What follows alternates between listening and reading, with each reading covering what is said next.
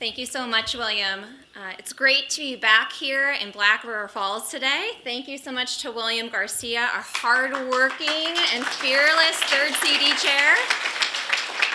And all the other folks that had a hand in planning today and making it such a great turnout. We've got a lot of standing room only in the back. So I also want to acknowledge my parents who are in the back of the room who came to support today. So I've met a lot of you over the past 3 years, and this room is full of some of the most active members in our Democratic parties throughout the third CD. You are why we successfully re-elected Governor Tony Evers, why we successfully elected Judge Janet, and why this fall we're going to make history electing the first woman to represent this district and making Derek Van Orden a one-term congressman.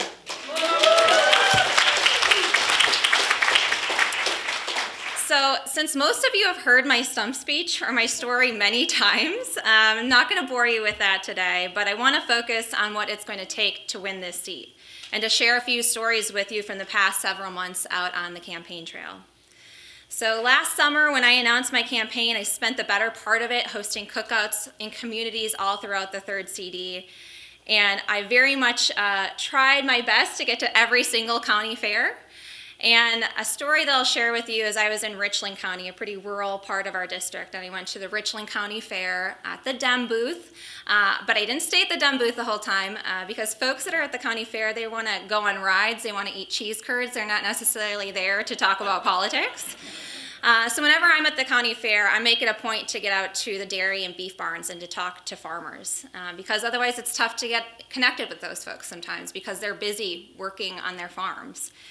And I was walking through and I would share, I used to show cattle just like you and handing out some of my lit pieces. And I handed it to one guy and he goes, "Well, what are you?" And I said, "Well, what do you mean, what am I?" And he said, "Are you a Democrat or are you a Republican?" And I said, "I'm a Democrat, but I'm a good one." And then he handed my lit back to me. And I said, "Well, hey, you haven't even listened to what I've had to say." And I said, my parents struggle with health care bills, and I want to expand Medicare to cover vision, dental, and hearing, the very things that deteriorate as folks age, so that our parents and our grandparents can age with dignity. And he said, "Well, yeah, that just makes sense." And then he grabbed my flyer back from me, and we had this long conversation. He's somebody that was a former Trump voter and doesn't feel like D.C. is something that he can connect with, that it's full of elites that are out of touch with working class people. And it's people like that man that we really have to work to influence, to share our democratic values about why that this is a party for working families, and to share what we have to offer for our rural communities. Last week, I visited a group of voters in Toma, and I met Tony.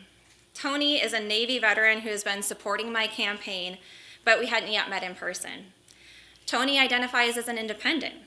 He told our coffee gathering he is most concerned about protecting freedoms, and he is most concerned about women's reproductive freedoms, and feels that overturning Roe v. Wade is turning our country back in time.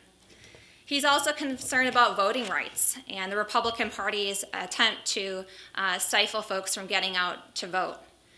He's embarrassed of Congressman Derek Van Orden and feels that he is not emblematic of our Western Wisconsin values. Tony is an independent we have won over for November. In this very room last fall, I met Allie. Allie is Chrissy O'Dean's daughter, who you all might know, but Allie is also a Republican. Allie is 25, disabled, and recently a homeowner. She works part-time as her disability allows at the local Schultz's Ace here in Black River, making $11 an hour. She'd love to go to college, but worries about taking on more debt when she now has a mortgage. Issues important to her are living wage, college debt, women's reproductive rights, and the availability and responsible stewardship of Medicare, Medicaid, and SSDI.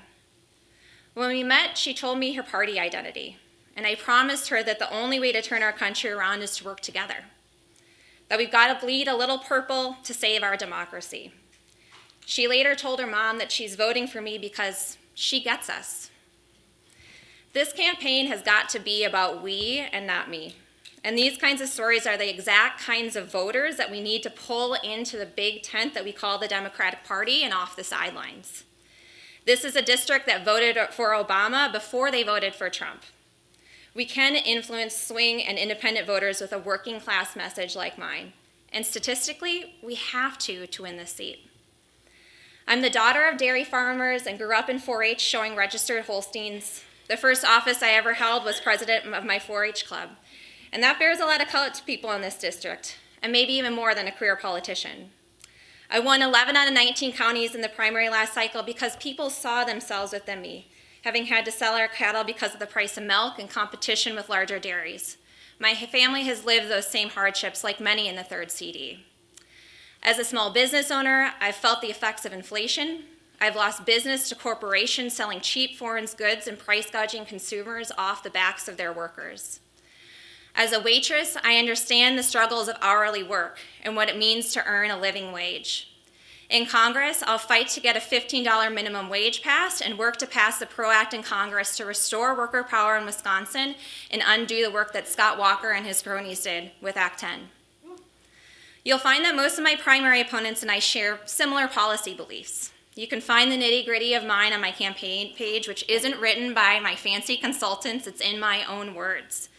At the top is increasing healthcare access and affordability, all the more timely with the closing of HSHS Sacred Heart and St. Joe's in Chippewa Falls. Other priorities include restoring women's reproductive rights, improving water quality and investing in clean energy, strengthening our public education system, and addressing housing issues throughout the 3rd CD. Past these policy priorities and more comes down to who can take on Derek Van Orden, and that's me. We have the resources to win. I've raised over $1.2 million since getting into this race, and that's with an average $53 average contribution.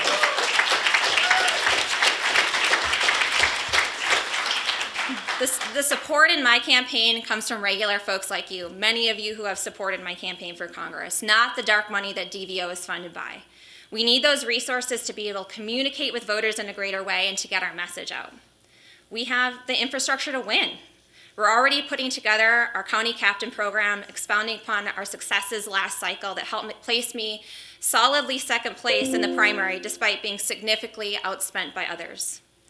And finally, we have a message that can win, a message that pulls people off the sidelines, a working class message that leans into my background and personal narrative, but one that energizes people outside of the base of those of you in this room. And I look forward to working with each one of you as our campaign continues to barrel forward with strong momentum.